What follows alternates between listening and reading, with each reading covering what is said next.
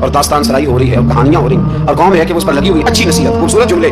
میرے رسول کریم علیہ السلام کے غلام کہتے ہیں حضور جنت کا ذکر کرتے تھے تو یوں لگتا تھا ہم جنت کی سیر کر رہے ہیں. حضور دوزخ کی بات کرتے تو ہمارے خوف سے رونگٹے کھڑے ہو جاتے, اور حضور قیامت کا ذکر کرتے تو یوں لگتا کہ نکل کے باہر جائیں گے تو قیامت آ جائے. یہ انداز تھا حضور کا بات کرنے.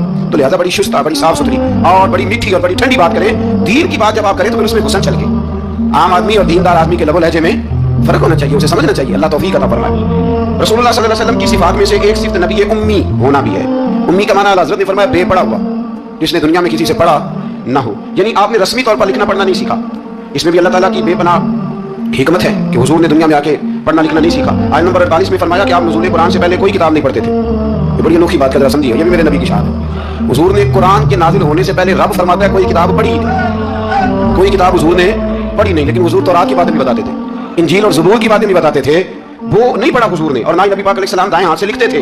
لیکن حضور کا لکھنا بہرحال ثابت ہے.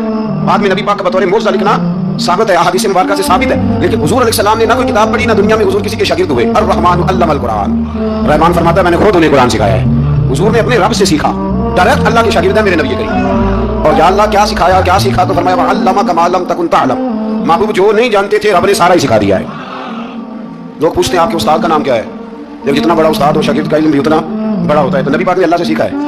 اب آپ اندازہ کر لیں کہ اللہ نے کیا کیا علم میرے رسول کو سکھایا ہے. تو نبی امی کا معنی ہے بے پڑھا ہوا. آیت نمبر 50 سے کفار کے معجزے کی فرمائش کے جواب میں فرمایا کہ قرآن مجید سے بڑھ کر معجزہ اور کیا ہو سکتا ہے, اس کے علاوہ کیا معجزہ مانگتے ہیں, یہ بہت بڑا معجزہ ہے. عذاب کے مطالبے پہ فرمایا کہ اس کا ایک وقت مقرر ہے, وہ وقت پہ آئے گا, کسی کے کہنے پر نہیں آئے گا. آیت نمبر 56 میں مومن بندوں کو فرمایا جا رہا ہے کہ جس سرزمین پر اللہ تبارک و تعالیٰ کی رضا کے مطابق زندگی گزارنا مشکل ہو تو اللہ تعالیٰ کی عبادت کی خاطر وہاں سے ایسی سرزمین کی طرف ہجرت کر جاؤ جہاں تم بے خوف و خطر اپنے رب کی بندگی کر سکو. ہجرت کرنے کا حکم دے دیا اگر کہیں کھول کے عبادت کرنے کا موقع میسر نہ ہو. میرا خیال ہے دنیا میں شاید ہی کوئی ایسا خطہ ہو جہاں کھول کر عبادت کرنے کا موقع میسر. میں نے برطانیہ میں ایک مدینہ مسجد دیکھی, بہت بڑی وسیع مسجد. میں نے ایک جمعہ وہاں پڑھایا تو جمعے کے بعد ہم نمازیوں کے بیچ بیٹھے. میں نے کہا ہم نے بڑی شاندار مسجد بنائی. تو وہ کہنے لگے کہ یہاں کی حکومت نے ہمارے ساتھ تعاون کیا. آپ حیران ہوں گے میری بات سن کے. وہ کہنے لگے جب ہم مسجد تعمیر کر رہے تھے تو یہاں سے پیچھے سے ایک روڈ گزرتا تھا, ہماری مسجد میں آڑے آتا تھا. تو ہم نے گورنمنٹ کو اپلیکیشن دی کہ یہ روڈ آ رہا ہے. تو کہتے ہیں مسجد کی خاطر گورنمنٹ نے روڈ بند کر کے روڈ اوپر سے گزار دیا ہے. اب تو عبادت کرنے کی تو کوئی دقت نہیں, پر شرط یہ ہے کہ عبادت کرنے والے بھی تو ہونے چاہیے نا. عبادت کرنے کی کوئی پریشانی اور نہ بھی ہو. اللہ کے محبوب کے لیے اللہ نے ساری زمین کو مسجد بنا دیا ہے. حضور فرماتے ہیں میرے قدموں کی برکت سے ساری زمین مسجد بن گئی. جہاں سجدہ کرو گے رب قبول کر لے گا, پر شرط یہ ہے کہ بندہ سجدہ کرے.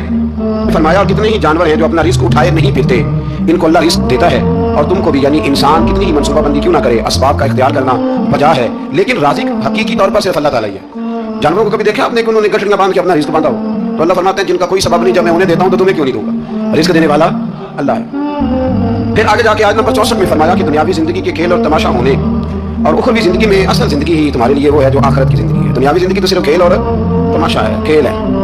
مطلب جب دنیا سے چلا جاتا ہے تو پھر لوگ کیا کہتے ہیں, کوئی کیا کر سکتا ہے, کر سکتا ہے کچھ, یہ تو کھیل اور تماشا سا ہے. مطلب میں نے بچے پالے تو پھر بعد میں میرے بچوں نے بچے پالنے شروع کر دیے, پھر ان کے بچوں نے بچے. اور بہت بڑا لفظ ہے جناب یہ ہمارے پاس, بچوں کے لیے کر رہا ہوں جی.